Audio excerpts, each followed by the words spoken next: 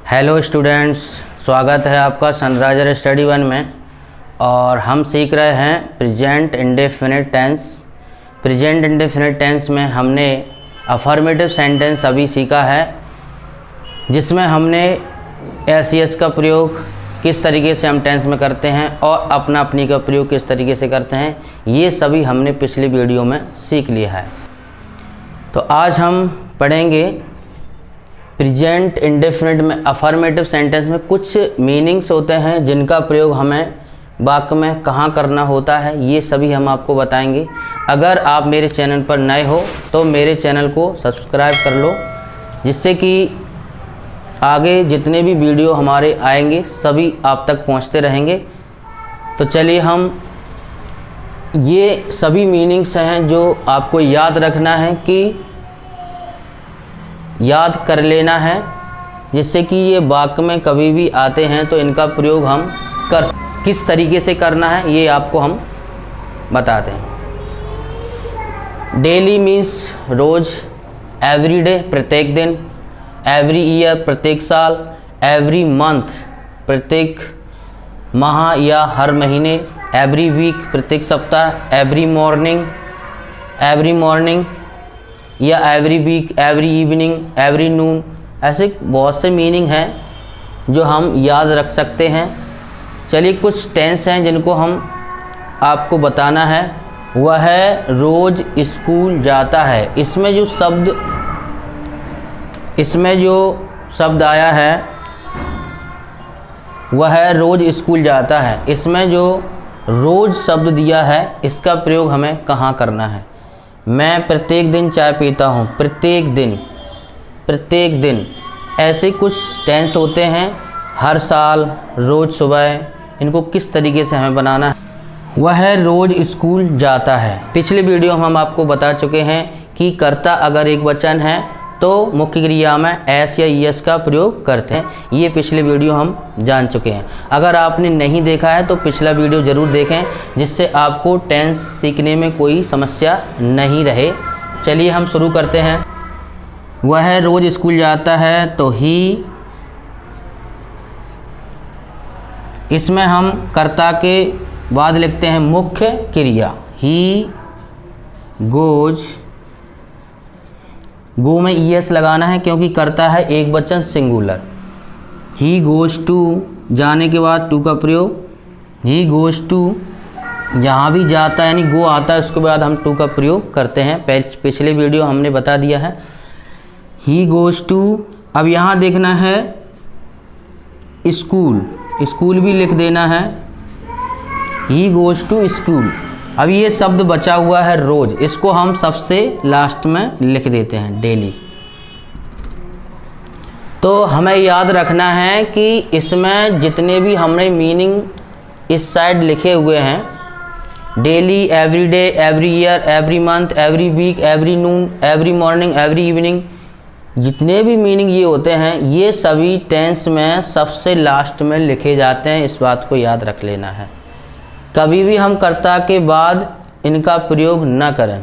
बहुत से छात्र कर देते हैं तो ये टेंस गलत माना जाता है। सबसे पहले हमें क्या करना है, पूरा टेंस कर लेना है, उसके बाद लास्ट में हम इस शब्द का प्रयोग करते हैं। और देख लेते हैं। मैं प्रत्येक दिन चाय पीता हूँ। आई, पीता यानी टेक, आई टेक टी, मैं चाय पीता हूँ। प्रत्येक दिन का मीनिंग देखना है। प्रत्येक दिन, एवरी डे, एवरी डे। वे हर साल यहाँ आते हैं, हर साल, तो दे आना, कम, दे कम हेयर।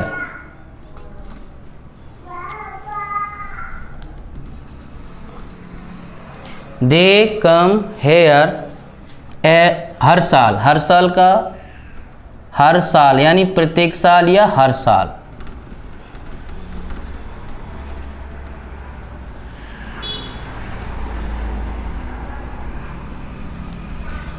तो एवरी ईयर क्या हो जाएगा, एवरी ईयर सबसे लास्ट में लिखना है,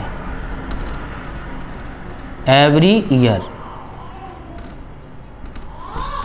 एवरी ईयर। वह रोज़ सुबह घूमने जाता है, यहाँ पर लिखा है रोज़ सुबह। रोज़ सुबह मतलब एवरी मॉर्निंग, अगर होता शाम को तो एवरी इवनिंग। इस तरीके से कोई भी शब्द आए तो हमें टेंस के सबसे लास्ट में इस मीनिंग का प्रयोग करना है, ठीक है। चलिए ही, अब यहाँ ध्यान रखना है, कर्ता एक वचन है तो मुख्य क्रिया में एस का प्रयोग करना है ध्यान से, ठीक है। जाता यानी गो, वो आ गया है तो हम क्या लगाएंगे, ES। अगर आपको ये एस लगाना नहीं पता है तो पिछला वीडियो ज़रूर देख लेना, ठीक है। तो आप सीख जाएंगे कि किस तरीके से हमें एस और कब ES लगाते हैं, मैंने सब कुछ बता दिया है। For a walk, for a walk वह घूमने जाता है रोज सुबह एंड एवरी मॉर्निंग।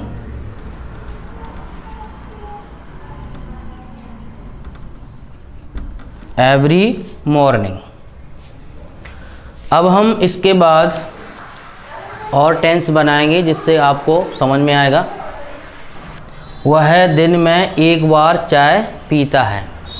दिन में एक बार, दिन में एक बार है तो इसका मीनिंग है once a day, once a day.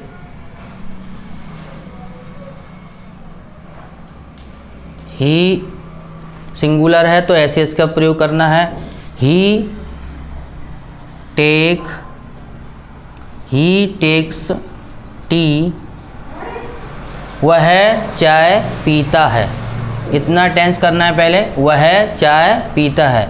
इस मीनिंग का प्रयोग हम सबसे लास्ट में करेंगे। He takes tea once a day, once a day, once a day. तुम दिन में 2 बार खाना खाते हो। तुम दिन में 2 बार खाना खाते हो। दिन में 2 बार, दिन में 2 बार का मीनिंग है twice a day, twice a day. इसका प्रयोग करेंगे। टेंस बनाना है तुम खाना खाते हो। कर्ता का प्रयोग करें यू, और क्रिया क्या है इसमें, eat. You eat food, you eat food. तुम खाना खाते हो दिन में 2 बार। दिन में 2 बार को क्या लिखना है, twice a day, twice a day, twice a day. तो इस तरीके से हम आपको बता दें, daily, every day, every year, every month, every week, every noon, every evening, once a day, twice a day, ये भी मीनिंग इसी में आता है। अभी हमने इधर लिखा था तो ये मीनिंग भी हमारा ये देखना है कि टेंस करने के बाद लगाना है। और अब हम कुछ मीनिंग्स होते हैं जो कर्ता के तुरंत बाद लगना होता है। ये मीनिंग है जो कर्ता के तुरंत बाद लिखना है, इसको लास्ट में नहीं लिखा जाता है। जैसे कि ऑलवेज, आमतौर पर, अक्सर, often, never, seldom, rarely, generally, sometimes, ऐसे कुछ मीनिंग्स होते हैं जिनको हम कर्ता के तुरंत बाद लिखते हैं। ये जो मीनिंग है अधिकतर ये साधारण वाक्य में ही प्रयोग होता है, अफर्मेटिव सेंटेंस में, और प्रेजेंट इंडेफिनिट के अफर्मेटिव सेंटेंस में इन मीनिंग्स का प्रयोग होता है, इन शब्दों का प्रयोग होता है। तो हम कभी कभार चाय पीते हैं, कभी कभार,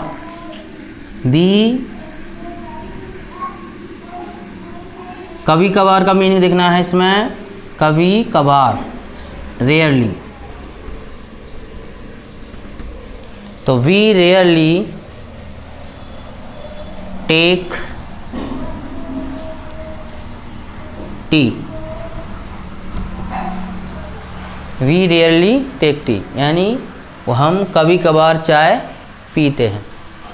वह हमेशा यहाँ आता है, वह हमेशा यहाँ आता है, हमेशा, ऑलवेज। तो ही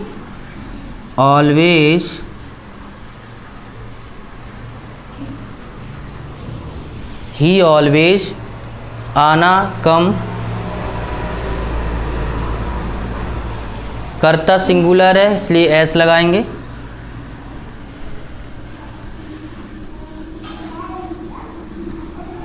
ही ऑलवेज कम्स हेयर। अब इसमें एस लगा है और ई एस जब लगता है, जब C H S H O double S अगर किसी मुख्य क्रिया के लास्ट में होता है तब हम ई एस लगाते हैं, और नहीं है तो एस लगाते हैं। अगर आपको कोई भी समस्या आ रही हो तो पिछला वीडियो ज़रूर देख लेना है, आपको समझ में आ जाएगा। तुम अक्सर स्कूल जाते हो, you often go to school. इस तरीके से हमें बनाना है। मैं कभी कभी मंदिर जाता हूँ, कभी कभी, कभी कभी का मतलब है सेल्डम। तो आई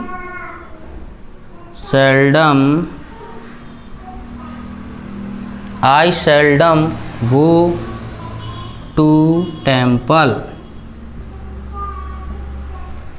तो इस तरीके से हमें टेंस बनाना है। ये देखना है कि अगर always, usually, often, never, seldom, rarely इनमें से कोई भी शब्द आता है तो हम कर्ता के तुरंत बाद इनका प्रयोग करेंगे।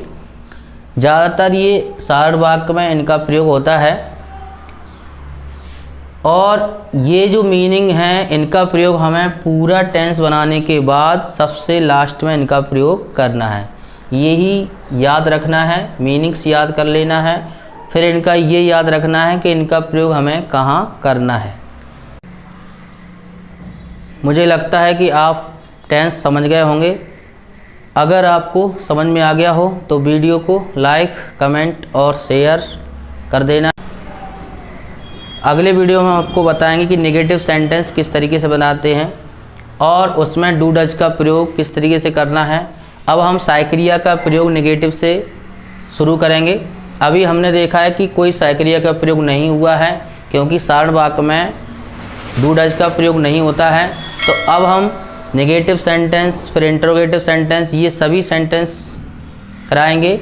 अभी प्रेजेंट इंडेफिनिट का ये अफर्मेटिव सेंटेंस है और हम सीख रहे हैं, और इसके बाद हम नेगेटिव सेंटेंस कराएंगे। ठीक है, तो मिलते हैं हम अगले वीडियो में। वीडियो को पूरा देखने के लिए बहुत बहुत धन्यवाद।